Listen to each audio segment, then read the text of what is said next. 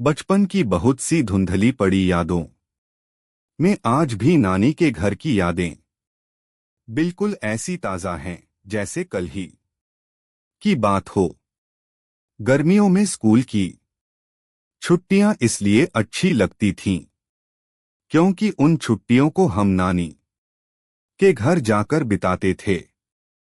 सारा दिन मौजमस्ती करने पर भी कोई डांटता नहीं था और शाम होते ही घर के सारे बच्चे नानी की चारपाई के पास बैठकर उनसे उनकी जवानी के किस्से और कहानियां सुना करते थे।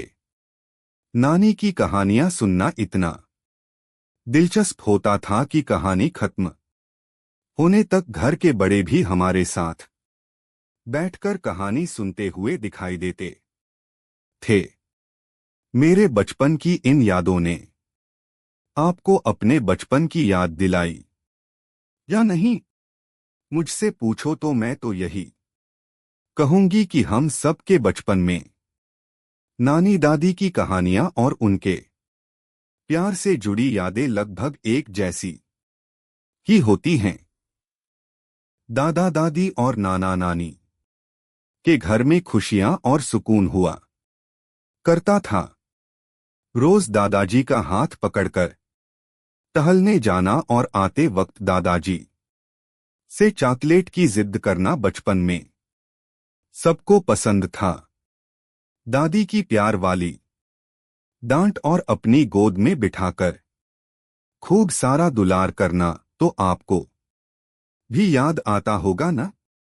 बचपन एक ऐसी चीज है जिसे फिर से पाया तो नहीं जा सकता, पर उसकी यादों का हाथ पकड़कर वही बचपन वाला एहसास लिया जा सकता है। तो फिर चलिए मेरे साथ बचपन की गलियों की सैर पर। दादा दादी की कहानियां और बचपन। एक वक्त था जब बच्चे दादा दादी की गोद में बैठकर दादी माँ की कहानियां सुना करते थे, लेकिन अब दादी माँ की कहानियों में छिपे अनोखे प्यार की जगह मोबाइल ने ले ली है। बच्चे अब दादा दादी की कहानियां सुनने से ज्यादा वक्त फोन के साथ बिताते हैं। कहते हैं जिन घरों में बच्चे दादा दादी या नाना नानी के साथ रहते हैं वहां बच्चों में संस्कार और आदर्श भाव खुद ब खुद आ जाते हैं।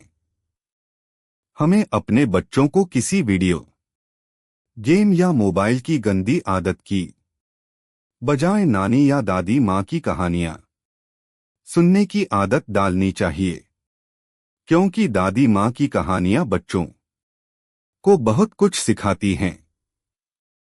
नानी माँ या दादी माँ की कहानियां नैतिकता और ज्ञान से भरी हुई होती, जिनसे बच्चे जिंदगी के बहुत से सबक सीख जाते हैं।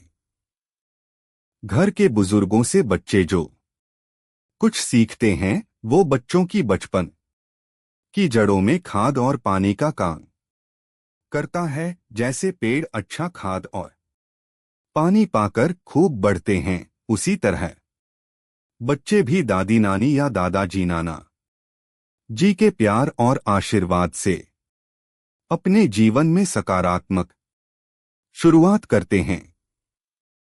दादी नानी के बिन है अधूरा बचपन। मैं बहुत छोटी थी जब मेरी दादी गुजर गई।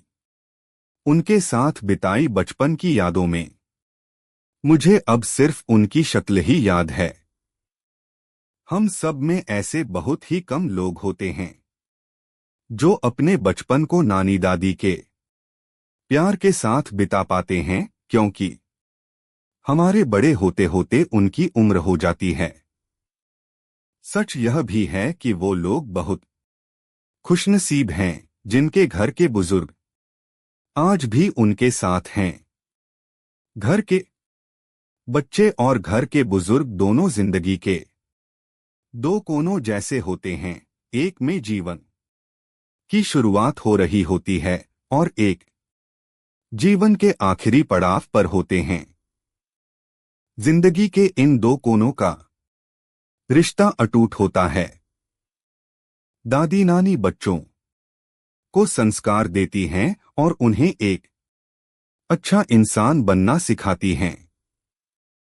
सच में उनके बिना बचपन अधूरा है।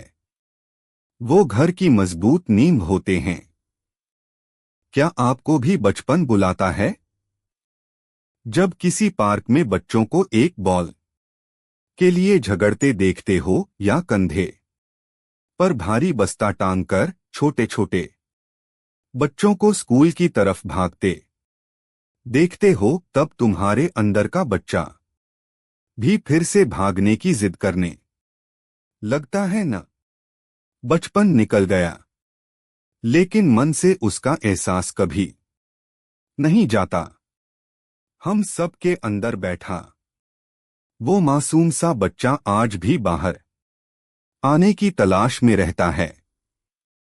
हमारे अंदर का बचपना कभी बच्चों को खेलता देखकर उनके साथ खेलने को कहता है, तो कभी बारिश के पानी में बहती कागज की नावों को देखकर खुद भी एक कागज की नाव बनाकर उस पानी में बहा देना चाहता है।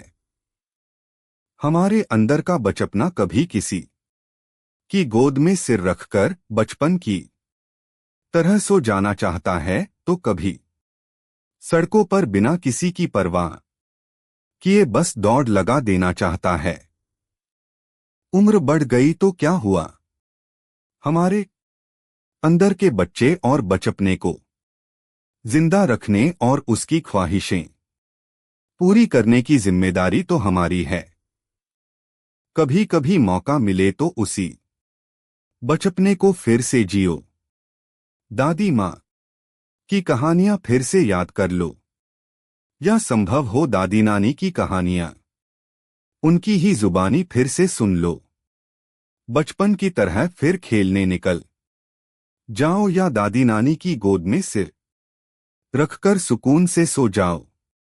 उनकी सुनो, अपनी कहो, उनसे दिल खोल कर बात करो।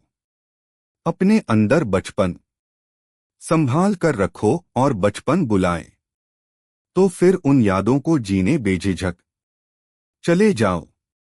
अपने बचपन के सबसे प्यारी याद हमारे साथ कमेंट में शेयर जरूर करें। ऐसे ही और आर्टिकल पढ़ने के लिए सोलवेदा हिंदी से जुड़े रहें। सब्सक्राइब लाइक जरूर से कर दे।